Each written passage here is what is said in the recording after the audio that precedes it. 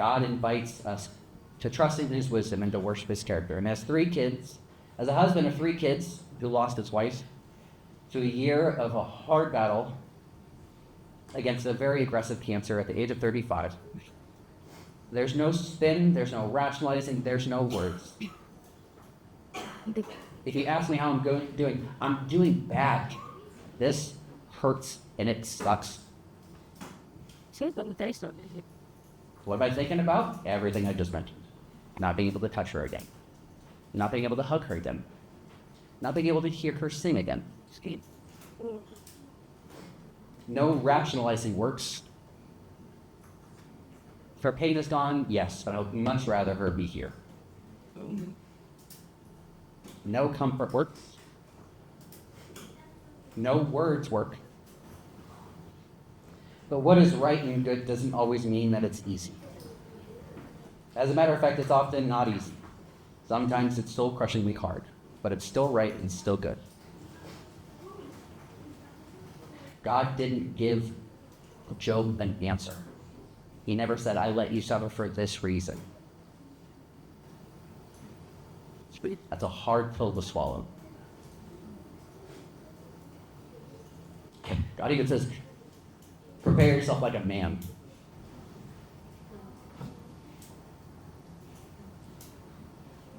You don't need answers. You don't need right words.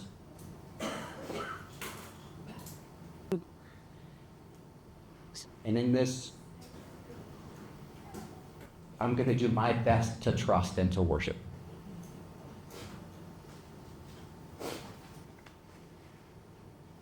Because I think that's what she would have done, but also because that's just what I see. Trust and to worship. Our experience doesn't color or dictate the character of God. And what we go through doesn't change the realities that he set up.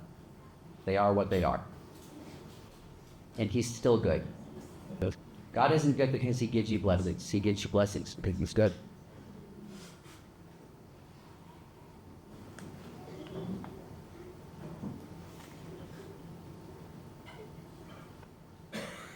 Just have to remember that. It's hard. And it's okay to hurt. It's okay to question. It's okay to wonder. God's big enough.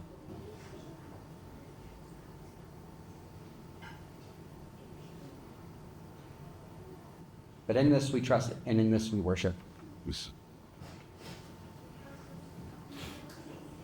That's honestly what I see when I read her journals and when I think about what she'd been through, what she gave. Oh, I forgot her journal. I gotta pick that up here in a second. I wish I could convey to you the clarity of just reading her words over and over again, her bringing up various things in our lives that we went through, being in America and struggling not coming back, and the difficulties with like childbirth and kids and friends and feeling lonely, and just the wondering and the questioning. And I'm telling people, every single journal, the last paragraph is, I don't know what you're doing, but I trust you anyway. Just on repeat.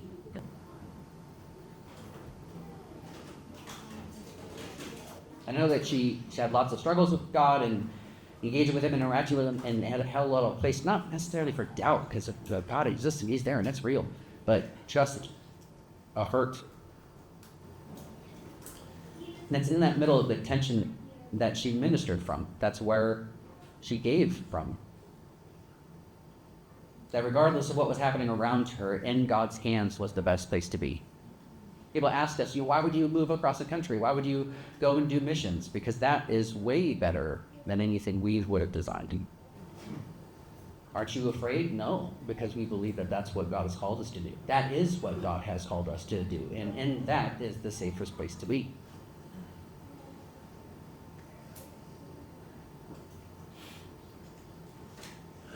Sarah believed that everything that God called us to was bigger than anything that we could dream up. And our mission was to help everybody around us know the presence and love of Christ. And that mission laid in large part with our family. Sarah poured everything into our kids. they know this, they don't need to hear this, but every year we have a birthday book, and we write in that birthday book of things that we see in them and what we want them to know and as they grow. And it being February, she puts hearts on their door of things that she loves about them. Fortunately, that's a very easy one to do. I don't need much help doing that one.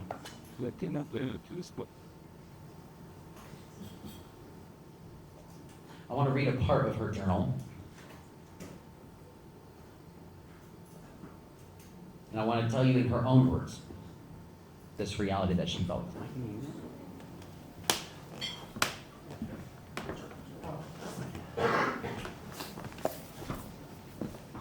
This was a gift from Tora, by the way. This isn't Sarah's aesthetic, but...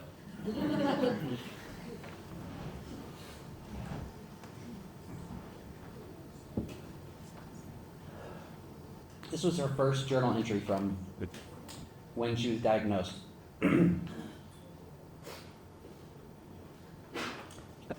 For the sake of time, honestly, I don't think I could make it through the first part, but she just talks about the kind of cancer she has and some of the fears that she's holding. Yeah, I'm going to read part of it. Let's call this my cancer fighting journal. On March 13th, I was diagnosed with triple-negative breast cancer and spread by nearby lymph nodes. In my calm moments, I feel really clinical and detached about it. In my emotion moments, I am terrified. I don't want to be taken from my family. I want my kids to grow up with their mom. I don't want to miss a single day of their childhoods. It's hard to be optimistic at the beginning when all I know is the bad news. I don't want to assume that this is how it will end, just prayers and hope and that faith that my God values me. Over the last few weeks, I've had multiple people tell me that He's put them on their minds. People I haven't spoken to in decades. And He spoke to me through someone new by sharing the song Defender with them for me, a song that got me through our rough, hard season in America. If I ever had doubts that God was real and active in my life, they are gone now. But the truth is, God being with me doesn't always help. I still feel terrified, I still struggle.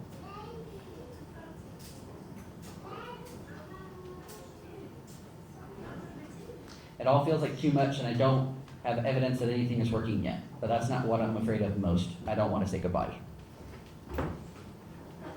They are my whole world. They're the only thing that matters, and thankfully I can feel that with clarity. My focus from now on will be with my family, finally, fully connecting with Reese, Tora, Asher, and Brian. That's enough for me, and that's everything to me. Reese is so incredible. So clever, absorbing knowledge like air. He's funny and intuitive, and he knows exactly what people need. Tora is amazing. She is my bright star. Oh, can't look at him. Don't look at me again. Always there's a light to shine. Always there to be a shine light for other people to help them find their way. She's a girl after her daddy's own heart. So genuine, loving, and tender, and so creative and clever. And who's sleeping, is so hilarious. He's determined and focused, loves to laugh, and doesn't do anything he doesn't want to do, and that includes smiling at strangers. He's not shy to smile, but if he won't smile if he doesn't want to. And the love of my life, Ryan, literally the best man in the history of humanity. Take notes. He takes care of us, he values us, and enjoys being with us.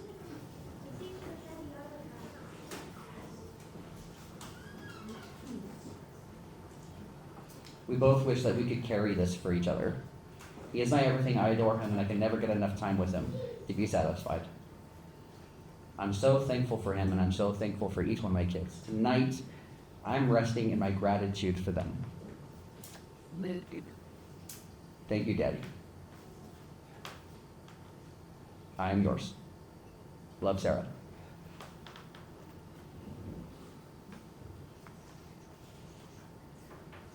That never let up. The ability to hold the pain and the praise at the same time, and to rest in gratitude for what she does have, instead of a pity party or sadness for what was lost or not. God gave her a family that she loved so much. He gave her England. He gave her a life that mattered. Good. And Sarah's dream was to see life returning to people.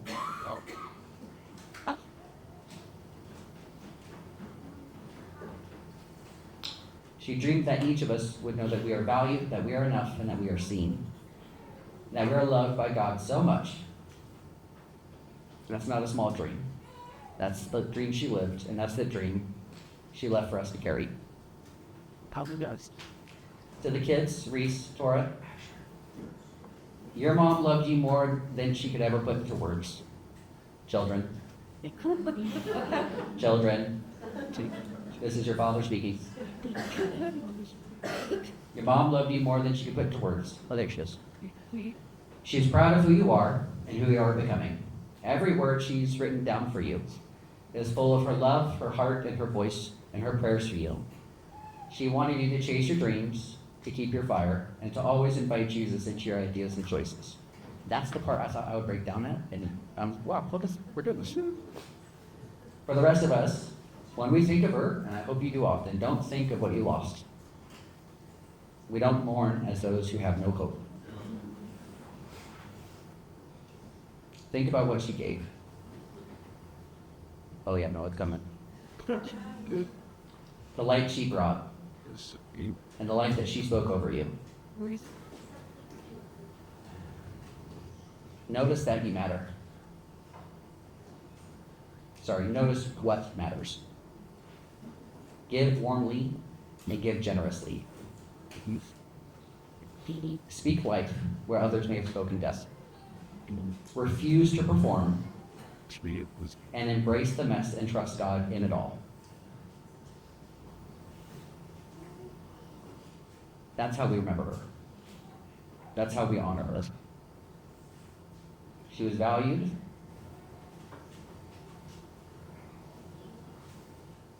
She was enough. She was loved. And so are you.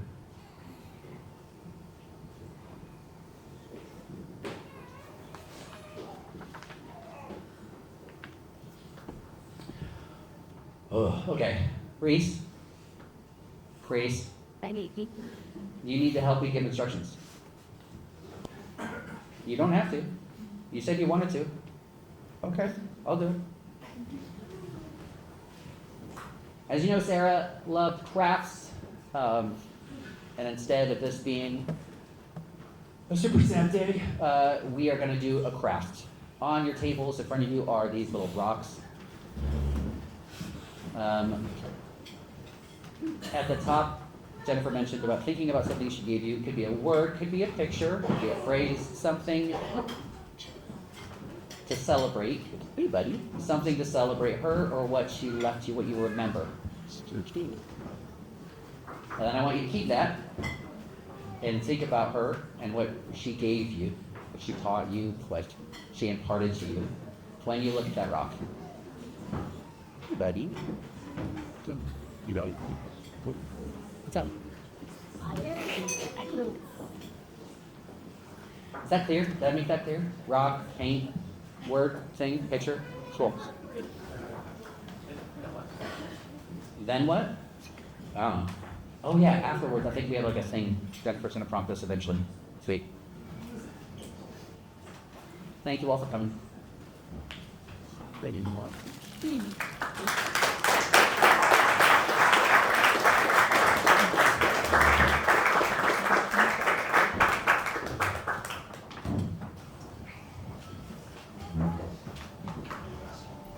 go.